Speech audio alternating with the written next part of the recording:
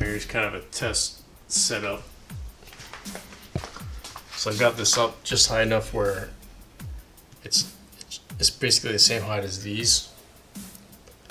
So theoretically, if you scrape the bottom of the car, you wouldn't snag this in the carrier. So I'm going to make a mount for it here. And just as a test, I got this 2.5-inch tube stuffed above it. There's still plenty of room, it seems, so that's basically how it's going to go. As you can see, this will have to come out. So right now this is just touching that. It's a little bit too tight to get the tube through up here.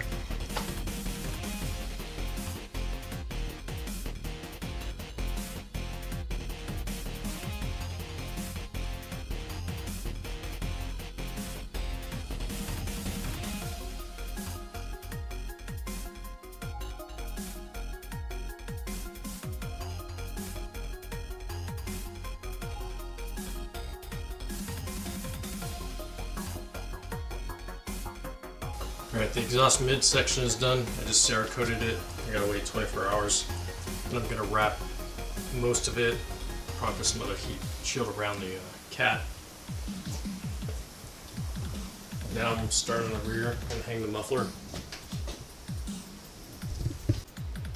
Alright, so the all-wheel drive stuff is pretty much done at this point. I'll show you what I've done. Yeah, so I coated the exhaust. I added this to constrain the drive shaft just in case this front U-joint breaks.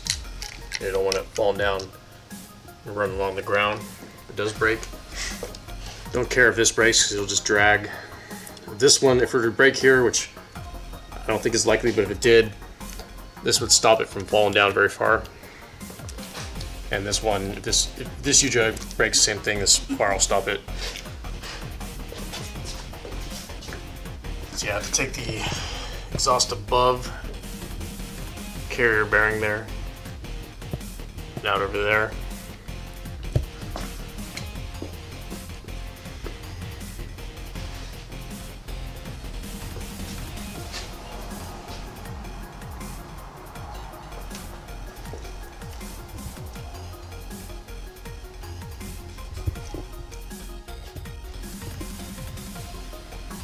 Yep, overall everything fits pretty good. It's almost like these are made to have all-wheel drive. Way less work than other Hondas.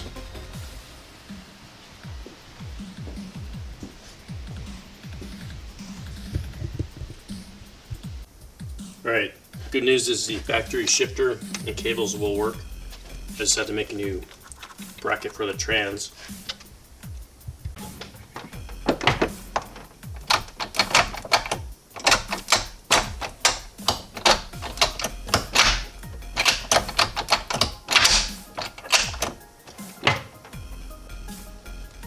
We're going to be doing the swap and using a GSR manifold.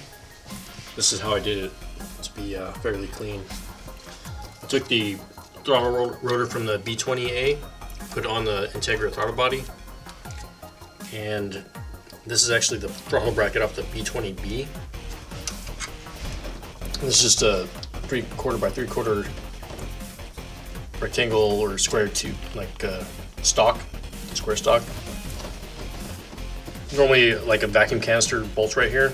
I just relocated that, bolted this down that way, some spacers, and then I just drilled the holes for the throttle bracket. You could probably just use the stock 3rd gen throttle bracket, just have different holes, but that's the general idea. And then for the routing, I just moved the throttle cable a little bit lower down. Alright, for the engine bay fuel line, I've got the Banjo style to AN, 6 AN. And down where the factory line is, I'm going to cut it off like I did before and weld this on. Now I'll get rid of this whole setup. There's the fuel line.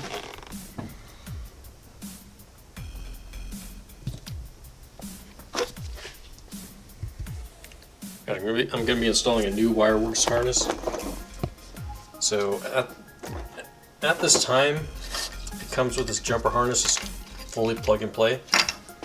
But I'm hearing that they're going to do away with this, and this is going to have loose wires come out of here again in the future. So I'm just going to show you how I'm doing it with this harness, but it may not apply to newer harnesses. I might get rid of all this. So if you order this from One Front Ride, he's been working with Wireworks to get the right length to actually go through the fender like the stock harness. The ones they had before were too short, and you had to basically make a hole in the firewall. So I'm going to install this through the fender, see how that goes. Up on the shock tower, I'm going to pull all this into the fender, and then down here, so it also hooks into this, pull this into the fender too, and hopefully the lengths work out.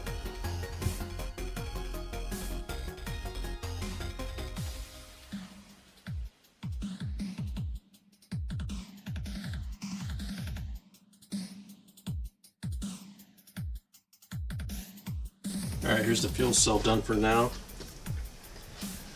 Just took the stock filler neck and just cut it up and re-welded it as I needed. Added that bend into the tank there.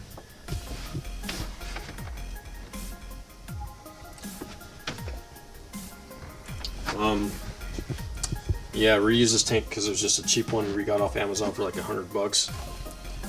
But because of where it's sitting, you can't really use the stock filler. So in the future, I might just make a custom tank that's, takes up this whole width wider and shorter, and I should be able to build a tube from the stock filler into the tank. But this will work for now for testing.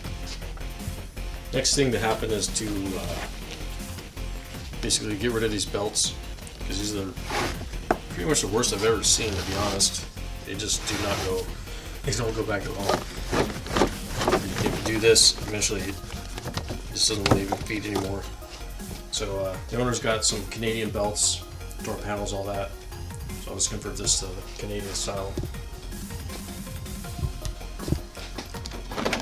Yeah, this panel's had it. Yeah, well, I got the whole interior part doing the belts. I'm gonna shampoo the seats and maybe the carpet. The car's been sitting a little while. And the owner also has these power folding mirrors. I'm gonna install them, but I'm not gonna do the full wiring. That'll be for a later time, but I'll at least have them on the car and get them ready to go.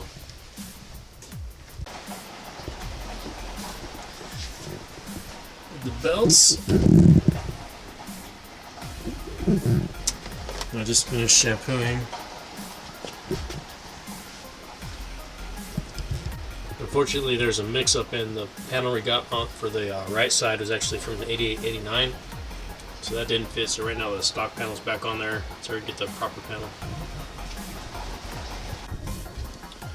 Alright, so I put a 5th gen cluster in it, but I forgot there's like bulbs that aren't applicable, like SRS and ABS, so I gotta take the cluster back out and pull those bulbs. And also you see the fit, these gauges are slightly blocked. It's already up, well, as high as I could really get it, but I'm gonna take, when I have it back out, I'm gonna see if there's anything I can shave so I can get it up a little bit higher. Alright, we did a quick test drive. It's working good. I got up on the lift right now. I'm going to start it and just get some footage of the whole system working. Oh yeah, I got the cluster in and I got it fitting pretty good through some 3/4 square tube underneath it to kind of prop it up. The only problem is, oh yeah, and I shaved the top of it, the plastic. The only problem is when I put the clear piece back on, it's too brittle and I got a crack over here, so we gotta get another clear part, but otherwise it works great.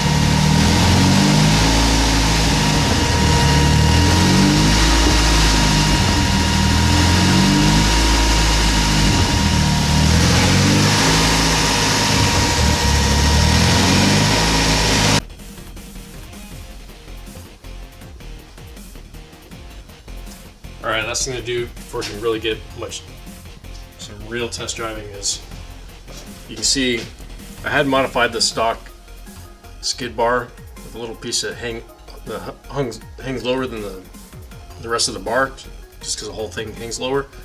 The problem is I can't use that anymore because the transfer case,